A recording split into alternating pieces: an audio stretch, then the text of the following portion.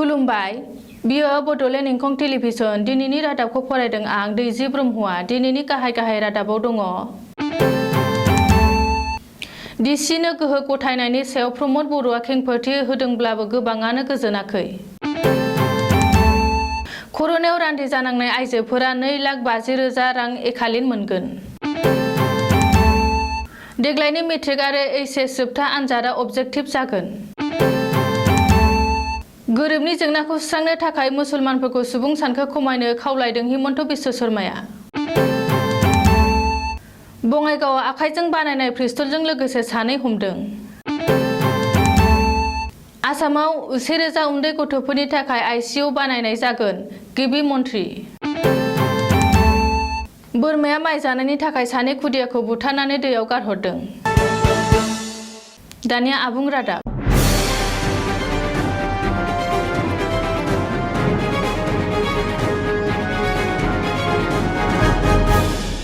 थांनाय 4 जुनाव बिटिसिनि प्रिन्सिपाल सेक्रेटारिया बिटिआरनि मोनब्रै जिल्ला बेंगिरिफोरनो मोन 16 बिफाननि रोखायै मुं मख'नानै फान्ड बाहायनो एबा बिनि गोहो गथायनायनि सायाव बिटिसिनि गाहाय प्रमद बर'आ खेंफोरथि होदोंब्लाबो गोबाङानो गोजोननाय गैयै फोरमायदों।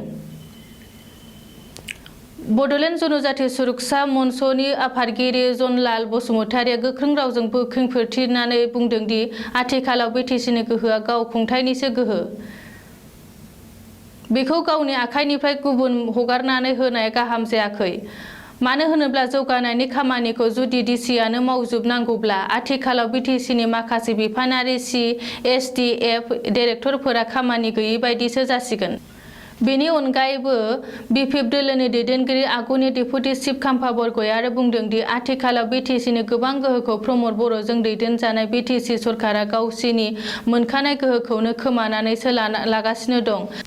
सिगाङाव बिटिसिआव जेसेबां गोहो दंमोन बेनिख्रुइ बांसिन खालामनो नागारनानै बाङाइ खालामनो लानाय जोबोद दुखुनांथाव।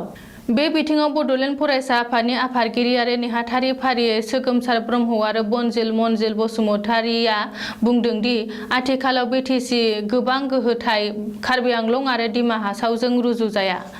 बिसोरनि गोहोथाया थाखानाय हाजोआरि 6थि सेडुलनिसो, नाथाय बिटिसिनि बिथिङाव बेयो एसे आलादा। मानो होनोब्ला बिटिसिआव भारत सरकारनि संबिजिराव सोदांनानै बांसिन गोहो होदोंमोन। बेनि अनगायैबो गोबां सानसुमैफोरा आथिखालाव बिटिसिनि गोहोखौ डिसिनो गथायनानै होनायखौ साबजानाय मोनाखै आरो ससियेल मिडियानि जोहै सोंखारिनायखौ नुनो मोन्दों। डक्टर हिमन्त बिश्व शर्माया दैदेननाय आसाम सोरखारा बिस्तिबारखालि आबुं दानसे जाबाय। बेजों लोब्बा लाखिना आसाम सोरखारा कर'नानि गाग्लोबनायाव फिसाय गोमाजानाय रान्दि जानांनाय आइजोफोरनि थाखाय मोनसे गोदान बिथांखि लादों। गिबि मन्थ्रि डक्टर हिमन्त बिश्व शर्माया खौरांगिरिनि मेलनि गेजेरजों बे जर'खा बिथांखिखौ फोसावदों। आसाम सोरखारनि बे गोदान बिथांखियानो जादों गिख्रांथाव कर'ना भाइरास एबा कभिडनि गाग्लोबनायाव फिसायनि जिउ गोमाना रान्दि जानांनाय आइजोफोरा 2,50,000 रां अनसुंथाइ मोनगोन। आसाम सरकारा कर'नायाव रान्दि जानांनाय आइजोफोरनो 2,50,000 रां एखालिन होगोन। बेजों लोगोसेनो बैसोर आइजोफोरनो रान्दि पेन्सन आरो अरुणोदय बिथांखिखौबो होनाय जागोन होननानै गिबि मन्थ्रिया फोसावदोंमोन। बेजों लोगोसेनो बैसोर आइजोफोरनो रान्दि पेन्सन आरो अरुणोदय बिथांखिखौबो होनाय जागोन होननानै गिबि मन्थ्रिया फोसावदों। मख'नो गोनांदि बेनि सिगां गिबि मन्थ्रि खुदिया सिबिथाय बिथांखि फोसावनानै कर'नाजों बिमा बिफानि जिउ गोमानांना मावरिया जानांनाय गासैबो खुदियाफोरनिनो बिबानखौ आसाम सरकारा लादों। नाथाय जायफोर खुदियाया कर'नाजों बिमा बिफानि गोमाजानायनि उनाव बिसोरखौ जोथोन लानो थाखाय नखराव सुबुं थायोब्ला बैसोरबायदि खुदियाफोरनि सोलोंथाइनि थाखाय रायजो सरकारा दानफायाव 3,500 रां होनो थाखाय फोसावदों आरो बे खाबुखौ खुदियानि 24 बोसोर बैसोसिम मोननो हागोन। गोदान रायजो सोरखारा आबुं दानसे जानायखौ लोब्बा लानानै बिस्तिबारखालि गिबि मन्थ्रि खुदिया सिबिथाय बिथांखिखौ गिबि मन्थ्रिया अफिसियेलि बेखेवना होबाय। बेखौबो मख'नो गोनांदि गिख्रांथाव कर'ना भाइरासआ आसामनि रायजो राजाफोरखौ जालाखार खालामदों आरो बे समाव खुदिया रायजो राजाफोरनि थाखाय हिमन्त बिश्व शर्मानि सोरखारा बानजायनां बिथांखिफोर लानानै रायजो नाङै बरायदों आरो बाख्नायदों।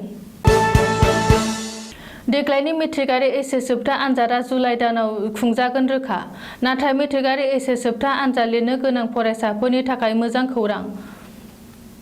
फरायसाफोरा 100आव 100 नम्बर लानो हागोन देग्लायनि मेट्रिक आरो एचएस जोबथा आनजादाव। मानोना देग्लायनि मेट्रिक आरो एचएस जोबथा आनजादखौ आबुं अबजेक्टिभ मुडआव खुंनो लाहार फाहार खालामदों सोलोंथाइ बिफाना।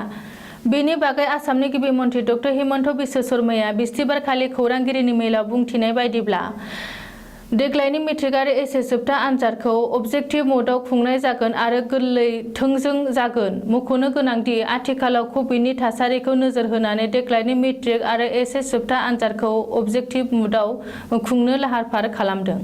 आनजादाव गासै 100 नम्बर थागोनब्लाबो सोंथिफोरा गासैबो अबजेक्टिभ आरो थोंजों जागोन। जाउनाव गोबां फरायसाफोरानो 100आव 100 नम्बर लानो हागोन होननानैबो गिबि मन्थ्रिया खौरांगिरिनि मेलाव बुंदों।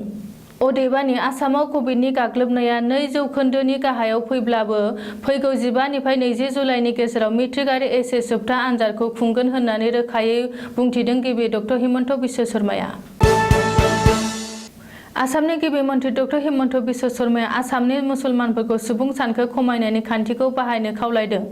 मख'नो गोनांदि गोरिबनि जेंनाखौ सुस्रांनो नांगौनि थाखाय सुबुं सानखोखौ बेरफ्रुनायखौ होबथानो थाखाय गिबि मन्थ्रि डक्टर हिमन्त बिश्व शर्माया आसामनि मुसलमानफोरखौनो खावलायदों।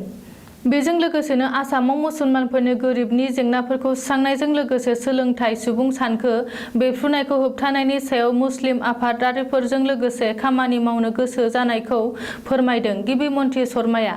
बबेखानि सुबुं सानखो फोरमायनायनि हेंथायै सांग्रांथि होनो थाखाय मुसलमान आइजोफोरनो जर'खायै सोलोंथाइ होनायनि राहा खालामगोन होननानैबो बुंदों गिबि मन्थ्रि हिमन्त बिश्व शर्माया। बङाइगाव जिल्लानि मानिकपुराव आखाइजों बानायनाय पिस्तलजों लोगोसे 2 दुथांखौ पुलिसआ हमदों। फोरमायथिनाय बायदिब्ला मोनसे स्रो सुलुंनि सायाव अभयापुरी पुलिस आरो मानिकपुर पुलिसआ जथाय अपारेसन खालामना मानिकपुर कलबारियाव 2 दुथांखौ हाथियारजों लोगोसे हमनो हायो।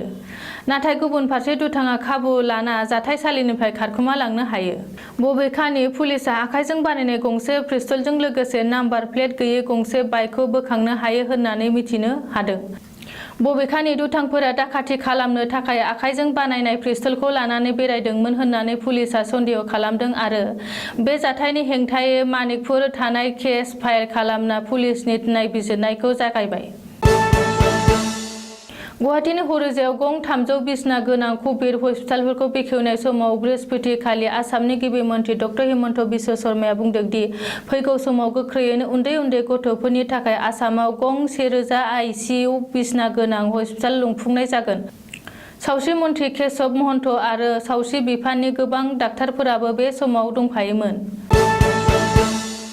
बोरमाया माइ जानायनि थाखायनो 2 खुदियाखौ बुथारनानै दैयाव गारहरनाय जाथाया रायजो नाङै बयखौबो समखिखांहोदों। दक्षिण सालमारा मानकासार जिल्लानि फेरफाङाव बिस्थिबारखालि बेलासियाव जादों बे जाथाया। मोसौ आरो बोरमाया आबाद खहा खालामनायखौ लानानै मोननै नखरनि गेजेराव जागायदोंमोन बे एना-एनिया। सुलुङाव फोरमायथिनाय बायदिब्ला बोरमाया आबाद खहा खालामनायनि थाखाय 2 बिदा-फंबाय दुथाङा बोरमा लायनो थांनाय 2 खुदियाखौ गोदोना हाना बुथारो आरो दैयाव गारहरो। बोरमाया आबाद खहा खालामनायनि खिथेर लानानै 2 खुदियाखौ गोदोना हानाय बुथारनाय दुथांफोरखौ आलिवेल इस्लाम, साइदुर इस्लाम आरो आनसायुजुवार बेगम होननानै मिथिनो हादों। बबेखानि बे जाथायनि उनाव गामिनि खुद्रिनाय रायजोफोरा थासारिखौ दुंहावसिन खालामनो आरो दुथां साइदुर इस्लामनि न'आव थानाय बाइकखौ सावनानै होयो। नाथाय उननि समाव पुलिस बिफाना जाथायसालियाव थांना थासारिखौ कन्ट्रल खालामहैयो। ओरैहाय बे जाथायनि गाहाय दायनिगिरिफोरखौ दासिमबो हमनो हायैनि थाखायनो जायगानि रायजो राजाफोरजों लोगोसे गुबुन गुबुन आफाद आरो गौथुमफोरा दुखु मोननाय फोरमायनायजों लोगोसे खुद्रिखांदों। दिनैनि रादाबा एसेनोसै, गोजोन्थों।